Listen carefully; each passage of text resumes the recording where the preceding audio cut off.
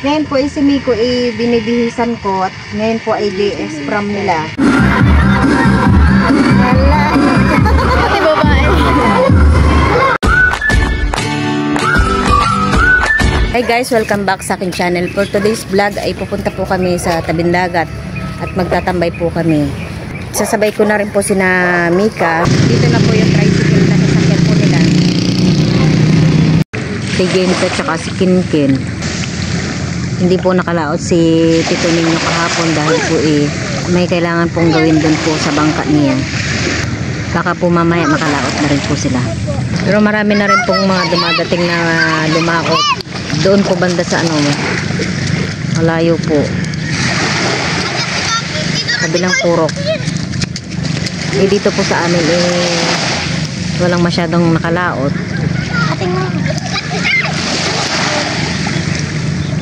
Parang tahimik po doon sa amin dahil po nakakapanibago gawa ng kung naandito po sina Teo, meron po kaming baby na nilalaro, ngayon po wala na. Ito na lang po dalawa ang pinakambata doon sa amin.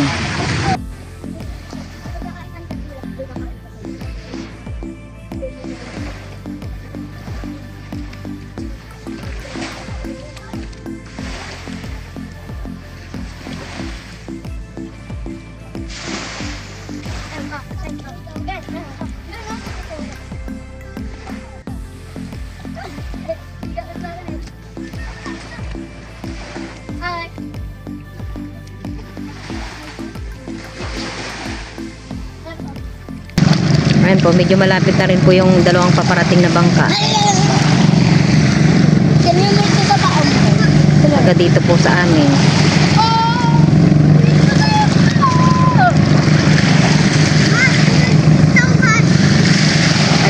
Tayo po ngayon ay makikibalita sa mga huli nila. Sisilipin po natin yung mga kanilang huli. Ipapakita ko po sa inyo.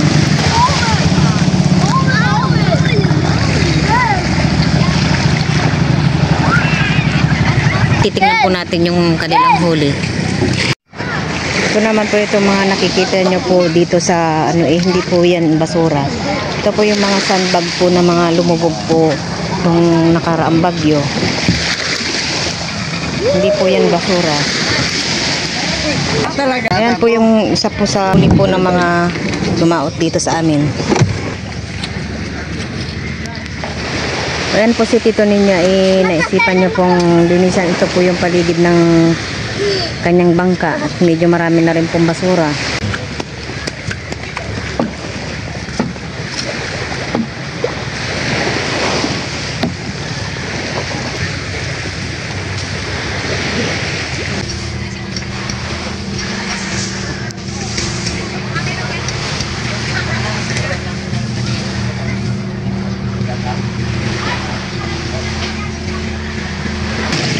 Dito po si Ken ay mag-isa na lang po ditong nariligo.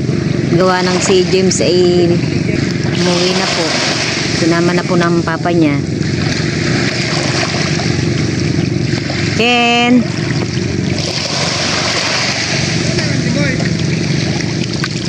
Hay ikaw! Hay ikaw sa iyong mga tagahanga. Halika dito!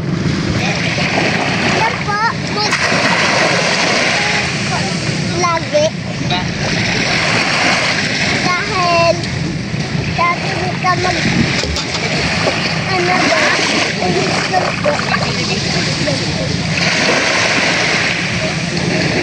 Nilalamig ka na yata, anak. Nalamig ka na? Uwi na tayo? Mayroon pa pong isang dumating po dito sa mga lumaot. Ako hindi na pupunta doon. Makikibalita na lang po tayo kung marami po siyang huli.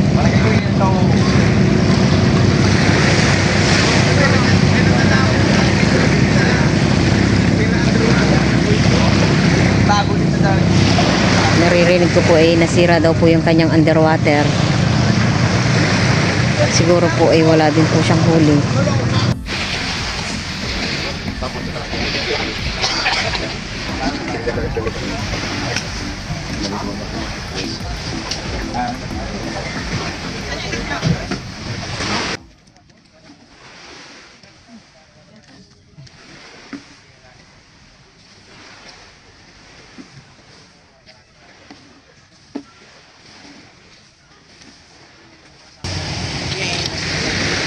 Dito po sa amin ay pagka ano, kanya-kanya pong linis po sa gilid po ng bangka.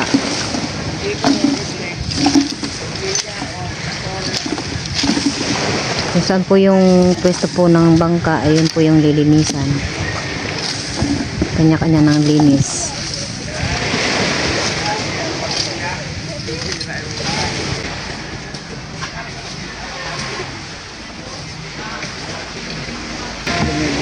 Ken! Ken! Ano? Ano tayo? May buhaya na!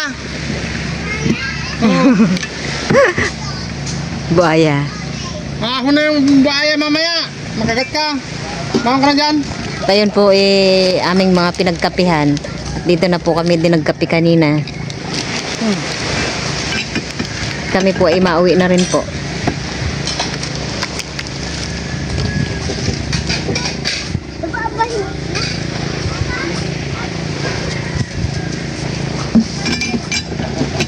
Nilamig ka na, Ken? Nilamig ka na, nak. Kami po ay pauwi na rin po ngayon. Ikaw sa amin, sa Jollibee. Ha? Sana sunod ko sa amin sa Jollibee. Jollibee? Opo. Ganda ng gubambilya. Kapal ng bulaklak. Dito po ay mga mangga po. May mga nakabalot na po. Siguro may ito ay maliliit pa. Nilalamig ka na, Ken? Nilalamig ka na? Opo. Sabi ko kasi sa'yo kanina, huwag ka na muna maligo.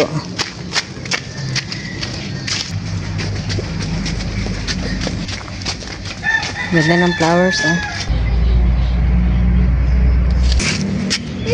Ganda. Nandito na rin po kami sa amin. Naka-uwi na po kami. Nandito po si Ago. Bay, nahuli. May mangga ka, ah. Almusal mo mangga? Oo. Andito rin po si Nanay. Nay. Ayan po si Kinkin. Ako po dito ay lumabas. Pinagbabanlaw ko na po siya. Pinaayos daw po yung aking stand ng cellphone. Kanina po naputol. Kanya daw po nga ayusin. Sigurado ka magagawa mo yan, nak? Opo. Talaga para may magamit tayo mamaya, ano? Opo.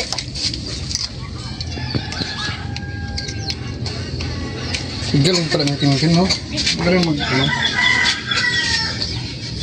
magbanlaw ka na muna sana bago ka mag-ayos niyan. Banlaw ka kaya muna. Mamaya mo na gawin yan. Muna mo na ayusin yan. Ha? Matagal yata ay matapos. Ikaw na muna ikaw. Banlaw na ikaw. Banlaw ka na. Ha? Ito ay matapos yata. 3 oras yata ay matapos. Ha? Tigas na, ma. Matigas? Opo. Oh, ayos na. Nakalagay na. Hindi matanggal. Galing, ha? Ba, talagang magaling.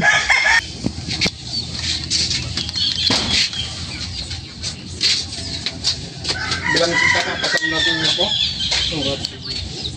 Bilang na ako. Magsawa-agos ka na kayo ninyo. Gusto naman. Ako po ngayon ay mag-aadobo po ng sitaw. Nilagay ko na po yung bawang. At ngayon po ilalagay ko na rin po itong sibuyas.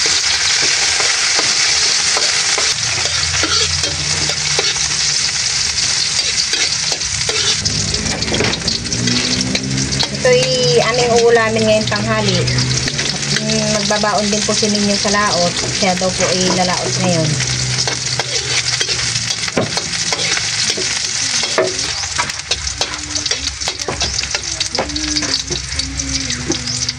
At ayan po ilalagay ko na rin po itong karne po ng baboy.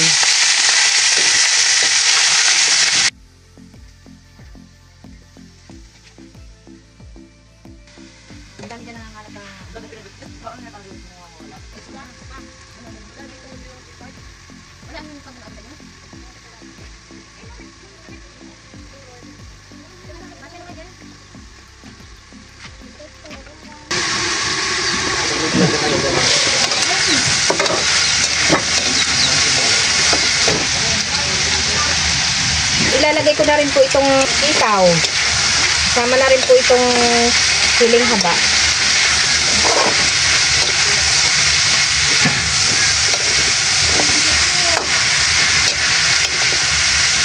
Ito muna yung aking tatakpan.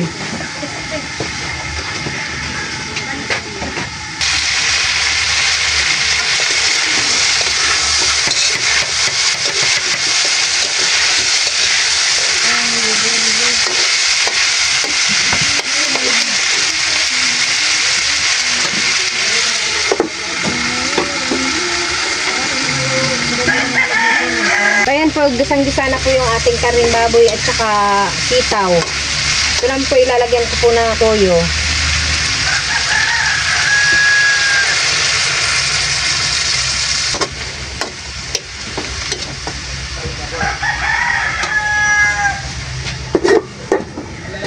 Ito po ay ilalagyan ko po ng oyster sauce para po medyo matamis-tamis po yung ating adobong sitaw. Ito inilahat ko na rin po. Ilalagyan ko na suka itong ating adobo at medyo luto na rin po yung sitaw.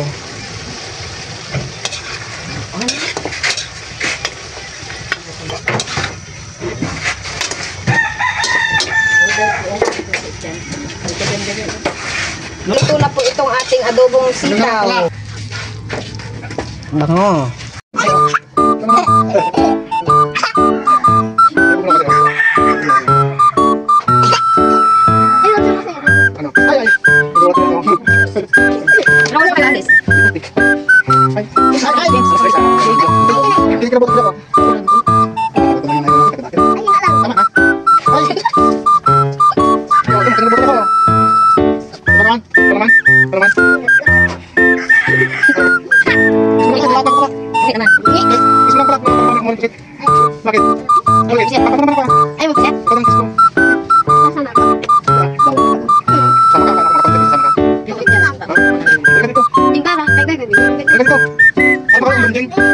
Kalau masih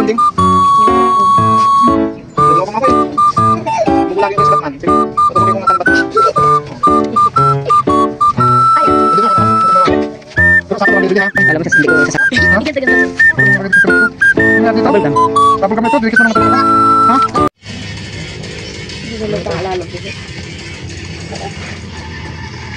Ngayon po si Miko binibihisan ko at ngayon po ay DS from nila.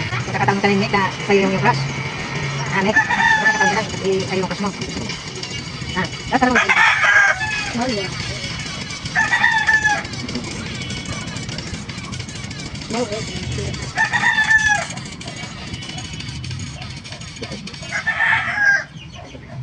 Sa susunod ano na, mag-girlfriend na.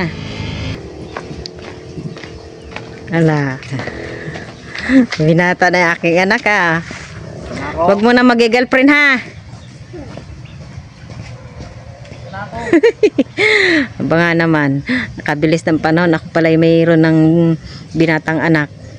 Ako po ay pumunta po dito sa likod bahay namin at naisipan ko pong sungkitin na po itong mga ligaw na patola. Ito po ay pwede pong pang kuskus po ng katawan. Ayun po maganda po ito pang scrub po sa balat. Ara naman po hindi pwedeng gulayan at ito ay mapait. Ang ginagawa ko dito sa amin, pagkatuyo na, gagawin pong scrub.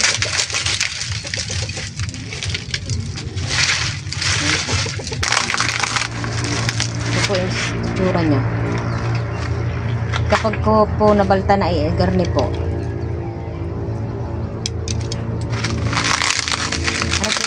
Marami din sa likod bahay namin nagkalat.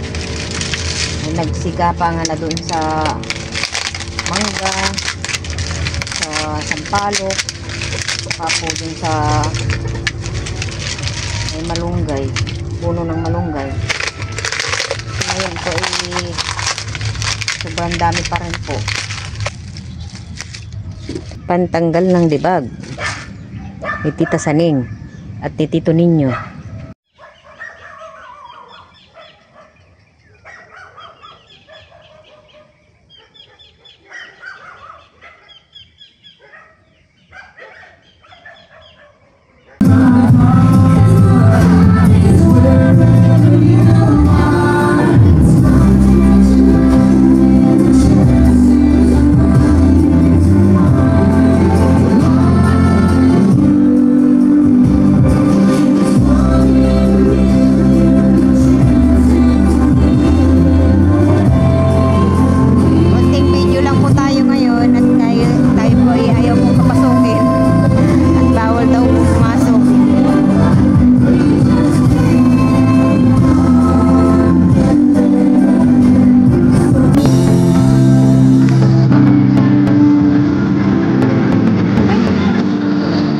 kaya si Kuya Miko dyan?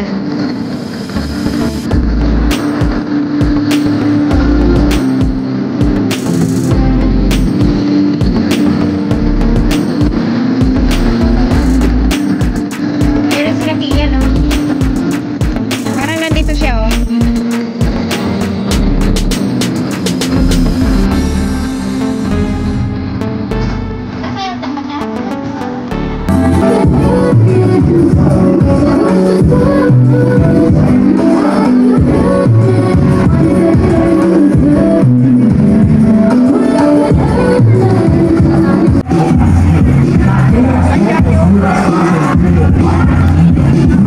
Galing naman.